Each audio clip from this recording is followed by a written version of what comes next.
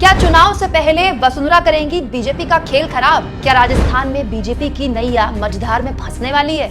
दोस्तों, मेरा नाम है कुमकुम बिनवार। एक बहुत बड़ा अपडेट जो कि राजस्थान चुनाव के कुछ महीने पहले आज आया है, वो आपको समझना और जानना बहुत जरूरी है, क्योंकि ये अपडेट राजस्थान की पूरी बीजेपी की राजनीति और बीजेपी राजस्थान में जो सत्ता हासिल करने के सपने देख रही है उस पर पलीता लगा सकता है। दोस्तों, राजस्थान बीजेपी की तरफ से एक बहुत बड़ी खबर आई है।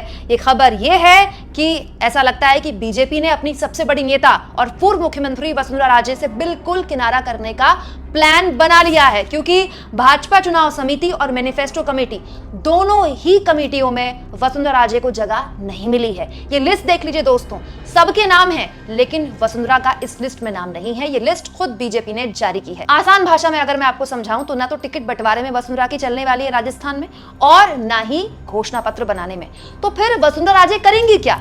ये तो आप जानते ही हैं दोस्तों कि आलाकमान की कभी भी वसुंधरा राजे फेवरेट नहीं रही, आलाकमान से खटपट रहती है। लेकिन वसुंधरा का नाम अभी राजस्थान में बड़े चेहरों में से एक है, और अशोक गहलोत को टक्कर देने के लिए अब तक बीजेपी राजस्थान के अंदर कोई बड़ा चेहरा नहीं प्रेजेंट कर पाई है। और वसुंधरा राजे ही नहीं, उनके कार्यकर्ता, उनके समर्थक भी आए दिन उनको मुख्यमंत्री का चेहरा प्रोजेक्ट करने में लगे रहते हैं। बाकायदा वसुंधरा कुछ दिन पहले इसके लिए दिल्ली भी आई थी, लेकिन ऐसा लगता है कि ये सारी कारगुजारी बेकार गई और बीजेपी ने तय कर लिया है कि वो राजस्थान में वसुंधरा के चेहरे के बिना केवल मोदी जी के चेहरे पर चुनाव लड़ने वाली है। बीजेपी ने वसुंधरा को साइडलाइन करने का फैसला तब लिया है जब अभी कुछ दिन पहले एबीपी सी वोटर के सर्वे में पाया गया है कि राजस्थान के अंदर बीजेपी के तमाम नेताओं में सबसे प्रसिद्ध और प्रमुख सीएम का चेहरा अब भी वसुंधरा राजे सिंधिया ही है।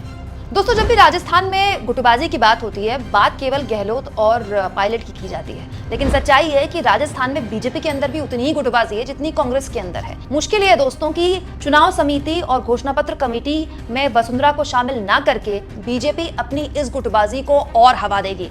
हालत तो बीजेपी की गुटबाजी की ये है कि कुछ दिन पहले मंच पर माइक के लिए तू मैं कर लेते हैं बड़े बड़े नेता। ये बात सही है कि वसुंधरा राजे कभी भी आलाकमान की फेवरेट नहीं रही, और शायद यही वजह है कि दोनों ही कमेटियों से बाहर कर दिया गया है।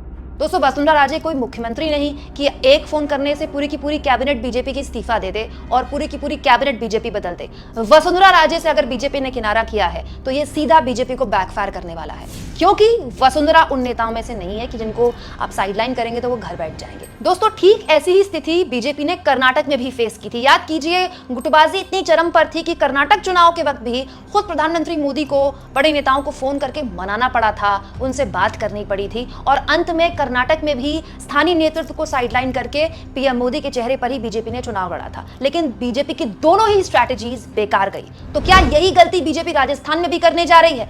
अपनी सबसे बड़े नेता को पीछे करके आखिर वो कौन सा चेहरा है जो बीजेपी लोगों के आगे रखेगी अशोक गहलोत के मुकाबले? क्योंकि वसुंधरा राजे सिंधिया के अलावा अगर बीजेपी कोई और चेहरा प्रोजेक्ट करती है या फिर पीएम मोदी के चेहरे पर भी चुनाव लड़ने की कोशिश करती है, तो क्या वसुंधरा और उनके समर्थक बस हाथ पर हाथ धरे बैठ जाएंगे?